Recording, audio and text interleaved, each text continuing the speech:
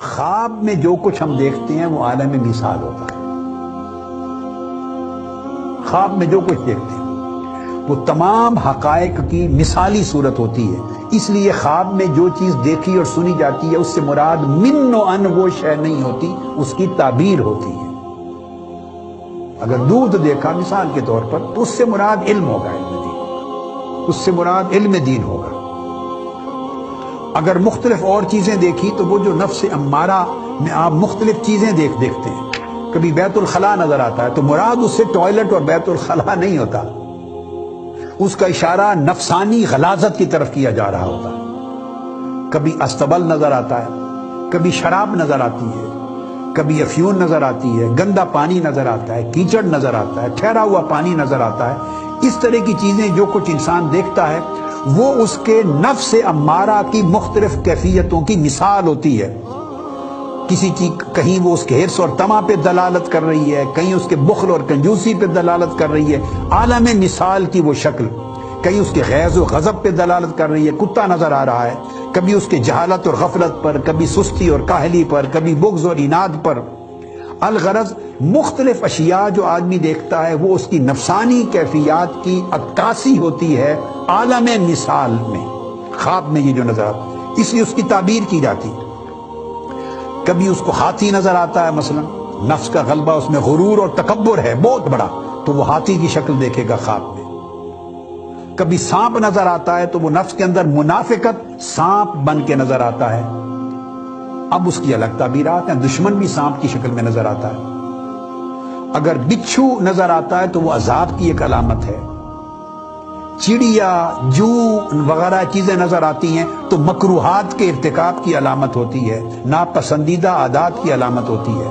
اگر ٹوائلٹ دیکھتے ہیں، گندگی، بیت الخلاء دیکھتے ہیں تو دنیا کی محبت میں غرق ہونا اس سے مراد لیا جاتا ہے. یعنی یہ جو مادی دنیا کے واقعات، چیزیں، اشیاء اور آبجیکٹس ہیں یہ عالم مثال میں کسی اور شکل میں ظاہر ہوتے ہیں. جب آپ اس کو دیکھتے ہیں تو اس کی تعبیر کرنی پڑتی ہے کہ اس دنیا میں ایکچولی اس کی تعبیر اور اس کا معنی اور مراد کیا ہے. اسی طرح اگر آپ شراب دیکھتے ہیں خواب میں، شراب تو حرام کاری کی طرف علامت ہے یا اس کے حرام کی طرف رجحان رکھنے کی علامات، وہ اشارہ چیزیں بیان کی جاتی ہیں. تو الغرض یہ جو کچھ بھی اس کو خواب میں نظر آتا ہے وہ عالم مثال کی چیزیں ہوتی ہیں، اور عالم مثال کی چیزیں وہ دلالت کرتی ہیں اس کی دوسری چیزوں کے اوپر. اسی طرح کبھی بھیڑ بکری نظر آئے گی. اگر بھیڑ بکری نظر آئے گی تو یہ حلال جانور کی طرف اشارہ ہوگا کہ اس کی حلال کی طرف رغبت ہے. یہاں سے ٹریس ہوگا کہ اس کا نفس لوامہ ہو چکا ہے یا لوامہ کی طرف منتقل ہو رہا ہے. اونٹ نظر آئے اگر تو اونٹ کی صفت ہے بوجھ اٹھانا، تو بوجھ اٹھانا ایک ایسی اخلاقی صفت ہے، یہ نفس لوامہ کی، نفسانی کسی کے نفس کی کیفیت کی طرف اس کو اشارہ کرے گی. مچھلی نظر آئے، بطخ نظر آئے، مرغا مرغی نظر آئے، کبوتر نظر آئے، چونکہ پاکیزہ جانور، پاکیزہ پرندے ہیں تو حلال کی طرف رغبت پہ دلالت. اس سے مراد نہ مچھلی ہوگی، نہ بطخ ہوگی، نہ اونٹ ہوگا. دیکھ اونٹ رہا ہے مگر مراد اس کی اس صفت کو لیا جائے گا کہ یہ بندوں کے بوجھ اٹھانے کی صفت اور اخلاق اس کے اندر پیدا ہو گیا ہے یا ہو رہا ہے. اس طرح کھجور نظر آئے، شہد نظر آئے تو یہ بھی پسندیدہ اخلاق، اس کے اندر پسندیدہ اخلاق داخل ہو گئے ہیں، کیونکہ شہد اور کھجور کا تذکرہ قرآن میں آیا اور انبیاء کی اور آقا علیہ السلام کی پسندیدہ خوراک ہے. یہ اچھی چیزوں کی طرف، پاکیزہ اخلاق کی طرف رغبت کی پر دلالت کرے گا. عالم مثال میں نظر اس کو کھجور اور شہد آئے گا اور حقیقت میں دلالت کرے گا، معنی ہوگا کہ اس کے اندر پسندیدہ اخلاق پیدا ہو رہے ہیں. اس طرح پھل اور میوے نظر آئیں گے اس کو اگر، تو وہ بعض اوقات بے معنی لغو کلام سے نجات حاصل کرنے کی طرف اس کو اشارہ ہوگا. اس طرح مختلف چیزیں اس کو نظر آئیں گی، مختلف چیزیں، اور ہر چیز کا ایک اپنا معنی ہوتا ہے. خواب میں عالم مثال کی چیزیں نظر آتی ہیں. اسی طرح بعض اوقات لوگوں کو جب یہ نظر آتے ہیں، کوئی گونگا نظر آتا ہے، مست اور مدہوش نظر آتا ہے، کوئی شخص خواب میں نظر آئے تو یہ نفس ملہمہ کی مثالی شکلیں ہوں گی. اگر پولیس مین نظر آئیں، جاسوس نظر آئیں، جوا باز نظر آئیں، پہلوان نظر آئیں، مسخرے لوگ نظر آئیں، چوکیدار لوگ نظر آئیں، قصاب نظر آئیں، الغرض اس طرح کے جب لوگ نظر آئیں گے تو نفس ملہمہ کے اوپر یہ چیزیں دلالت کریں گی، اور اس کے اندر جو پچھلے اثرات چلے آ رہے ہیں نفس امارہ کے، ان کی خفیف خفیف شکلوں کا مفہوم اس طرح مراد ہوگا۔ مثلا اگر کسی شخص کو لنگڑا لولا دیکھا ہے تو وہ اس کے اعمال صالحہ میں کمزوری اور نقصان کی طرف اشارہ ہوگا کہ اس کے اعمال صالحہ میں کمزوری ہے، لنگڑا آدمی نہیں مراد ہوگا۔ دیکھ رہا ہے لنگڑے آدمی کو، مگر اشارہ ہے کہ اس کے ایمان اور عمل کے اندر ایک کمزوری ہے۔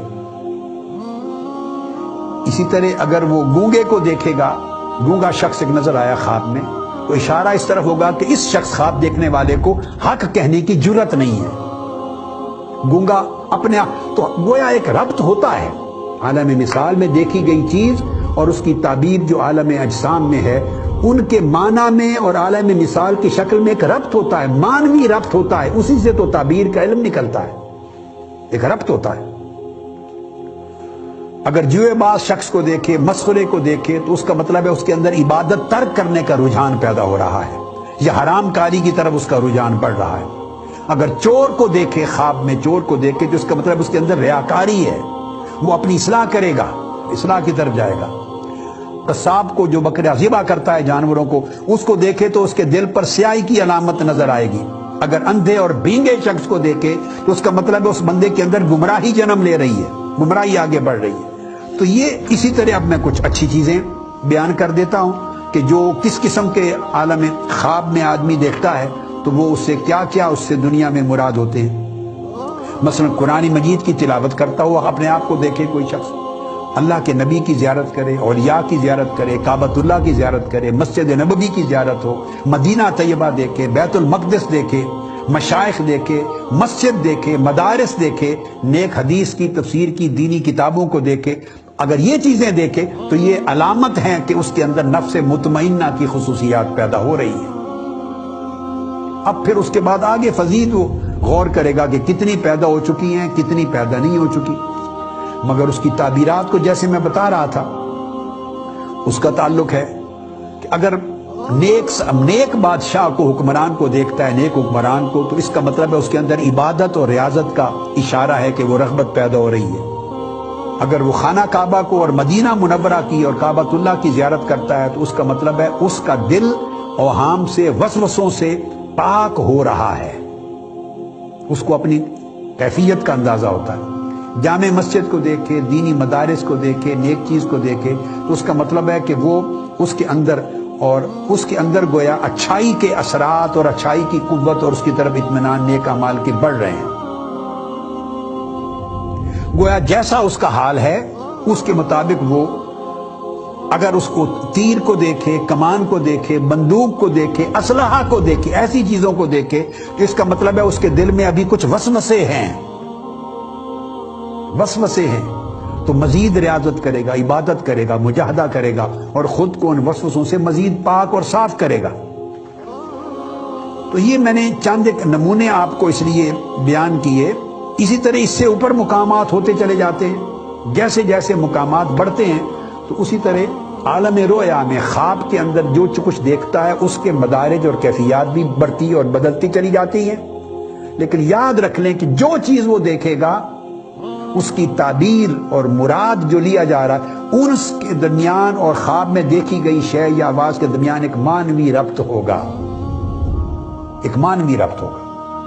اب یہ مراد اس لیے سمجھایا، یہ جو آپ خواب میں دیکھتے ہیں، میں نے مثالیں اس لیے دی کہ آپ کو آسانی ہو جائے گی، بڑی یہ کہ روزمرہ کی چیز ہے، ہر شخص کچھ نہ کچھ دیکھتا ہے، سوائے اس کے سمجھے اس سے مراد ایکچوئل رؤیا ہے، خواب ہے۔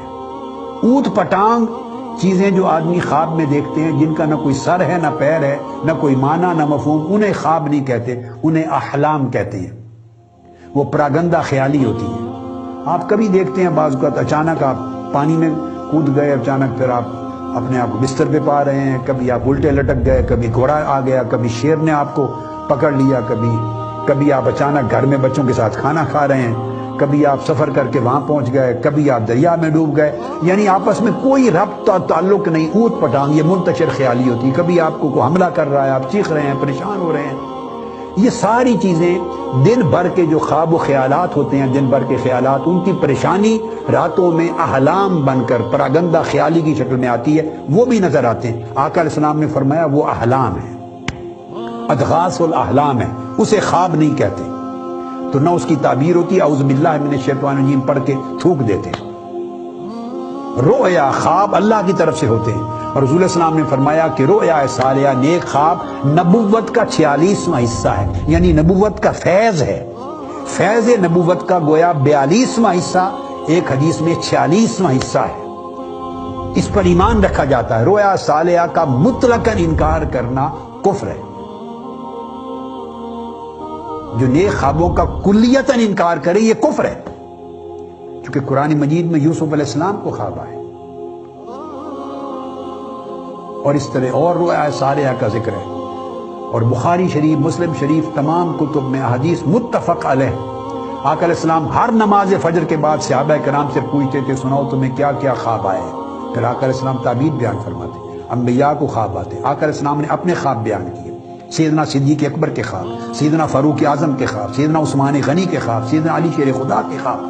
بخاری، مسلم، ابو داؤد، ترمذی، نسائی، سب کتب حدیث ابواب رؤیا کے ساتھ بڑی پڑی ہے۔ اور آقا علیہ السلام نے فرمایا کہ نبوت اور رسالت ختم ہو گئی مگر رؤیا صالحہ نیک خواب باقی ہیں میری امت میں۔ آقا علیہ السلام نے پوچھا مبشرات باقی ہیں؟ صحابہ نے پوچھا یا رسول اللہ مبشرات، خوشخبریاں، کیا مطلب ہے اس کا کیا مراد؟ آقا علیہ السلام نے فرمایا الرؤیا الصالحہ، الرؤیا الحسنہ، نیک خواب جو اللہ تعالیٰ مومن کو دکھاتا ہے۔ تو خواب کے ذریعے اللہ تعالیٰ آگاہی دیتا ہے۔ اب یہ میں کشف کے ساتھ اس کے مفہوم کو جوڑ رہا ہوں۔ عام آدمی چونکہ صاحب کشف نہیں ہوتا، اس کے نفس کا وہ تزکیہ نہیں ہوا، اس کے قلب کا وہ، یہ نہیں کہ پھر اولیاء جن کا تزکیہ تصفیہ ہو جاتا تو ان کو خواب نہیں آتے، نہیں، ان کے خواب اور بدرجہ اولا، اونچے، اتم اور اکمل ہو جاتے ہیں، ان کے خواب اور صحیح ہو جاتے ہیں۔ مگر میں سمجھانا چاہتا ہوں کہ جو ایک عام آدمی خواب میں دیکھتا ہے بعض اوقات، بشرطے کہ وہ اضغاث الاحلام، پریشان خیالی نہ ہو، پراگندہ خیالی نہ ہو، صحیح خواب ہو، تو جو آدمی خواب میں دیکھتا ہے اور وہ واقعہ کئی بار اسی طرح ہو جاتا ہے جو اس نے خواب میں دیکھا تھا۔ آپ ہزارہ لوگ جو سن رہے ہیں، لاکھوں، آپ میں سے سینکڑوں کی زندگی میں یہ واقعات ہوئے ہوں گے، دیکھے ہوں گے، سنے ہوں گے، خود بیتے ہوں گے۔ آپ ایک خواب دیکھتے ہیں اور بعد میں وہی واقعہ ہو جاتا ہے۔ غلطی تعبیر میں ہوتی ہے آدمی سے۔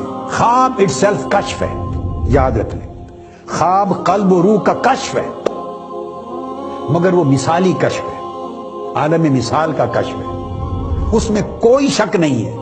اس کا انکار کرنا میں نے کہا کفر ہے، کیونکہ قرآن اور حدیث کی نصوص قطعیہ سے ثابت ہے۔ اس کا علم تعبیر کا علم کہلاتا ہے، تعبیر میں کسی کو غلطی مغالطہ ہوتا ہے، وہ الگ بات ہے، مگر خواب دیکھنے والا شخص وہ بھی کشف کر رہا ہے، اس کا قلب اور روح حالت خواب میں اس کو کشف ہو رہا ہے۔ کیا مراد ہے؟ یعنی وہ جو مستقبل کی چیزیں دیکھ رہا ہے، جو کل کو ہونے والا ہے، یا دور دراز کی کوئی چیز ہو رہا ہے جو اس کی آنکھ نہیں دیکھ سکتی، حواس خمسہ نہیں دیکھ سکتے تھے، عقل نہیں سوچ سکتی تھی، وہ مثالی کشف ہو رہا ہے اس کا، چونکہ عالم مثال کا کشف ہے، لہٰذا وہ تعبیر طلب ہے، وہ تعبیر طلب، اس کی فن تعبیر ہے، اس کی تعبیر کی جاتی ہے کہ یہ خواب دیکھا، اس سے کیا مراد ہے، اس کی تعبیر کیا ہے۔ تعبیریں ایک چیز کی 10 تعبیریں بھی ہوتی ہیں۔ ایک ہی خواب دو الگ آدمی دیکھتے ہیں تو ان کی تعبیر الگ ہوگی، مگر اس لیے الگ ہوگی کہ دونوں کا روحانی قلبی مرتبہ الگ ہے۔ اس کی صفائے قلب اور ہے، اس کی صفائے قلب اور ہے۔ ایک ہی خواب ایک نیک متقی شخص دیکھے اس کی تعبیر اور ہوگی، ایک گناہگار فاسق و فاجر شخص دیکھے اس کی تعبیر اور ہوگی۔ ایک مریض شخص دیکھے ایک خواب اس کی تعبیر اور ہوگی، صحت مند شخص دیکھے وہی خواب اس کی عین ممکن ہے تعبیر اور ہوگی۔ شادی شدہ شخص نے ایک خواب دیکھا تو اس کی تعبیر اور ہوگی، غیر شادی شدہ شخص نے دیکھا تعبیر اور ہوگی۔ میں سب خوابوں کی بات نہیں کر رہا، بعض خاص خواب ایسے ہوتے ہیں، تو ہر شخص کے اپنے حالات کے مطابق، احوال کے مطابق اس کے خواب جدا جدا ہوتے ہیں، اور کبھی ایک ہی خواب کئی لوگ دیکھتے ہیں، ہر ایک کی تعبیر جدا جدا ہوتی ہے، چونکہ ان کے درجات الگ ہیں، روحانی کیفیات الگ ہیں، قلب اور نفس کے احوال اور اس کی صفائی کی کیفیتیں الگ الگ ہیں، چونکہ یہ کشف ہے۔ اسی طرح اولیاء کو جب کشف ہوتا ہے تو ان کے کشف الگ الگ ہوتے ہیں۔ جو مثالی کشف ہوتے ہیں. کسی کو کشف ہوا اس میں دھندلاہٹ ہے، کسی کو اور زیادہ صاف ہے، کسی کو اور زیادہ صاف ہوا، حتیٰ کہ اتنا صاف ہوا کہ شک بھی نہ رہا. پھر اگر مثالی کشف ہے تو اولیاء بھی اس مثالی کشف کی تعبیر کرتے ہیں. ایک نے تعبیر اور کی، ایک نے تعبیر اور کی، ایک نے اور کی. مختلف حالات کے مطابق بھی تعبیرات مختلف ہوتی ہیں، مختلف زمانوں میں تعبیرات مختلف ہوتی ہیں. تو اس طرح تو کشف، مکاشفہ، اس کے بعد پھر اگلا درجہ ہے مشاہدہ. تو اس میں حجابات اٹھتے ہیں، کسی کے خواب میں اٹھتے ہیں اور کسی کے حالت بیداری میں حجاب اٹھ جاتے ہیں. تو اس کا اگلا درجہ پھر مکاشفہ کے بعد مشاہدہ ہے. پہلا جو کشف حجاب جب ہو جاتا ہے، رفع حجاب، تو دیکھنا ہے کہ کتنی شفافیت اس کو نصیب ہوئی، اتنا کشف درست ہوگا. اور شفافیت کتنی ہوئی اس کا تعلق ہے کہ اس کے قلب کو، دل کو صفائی کتنی نصیب ہوگی اور نفس کو کتنی صفائی اور تزکیہ نصیب ہوگا. یہ اس کے اوپر انحصار ہوتا ہے.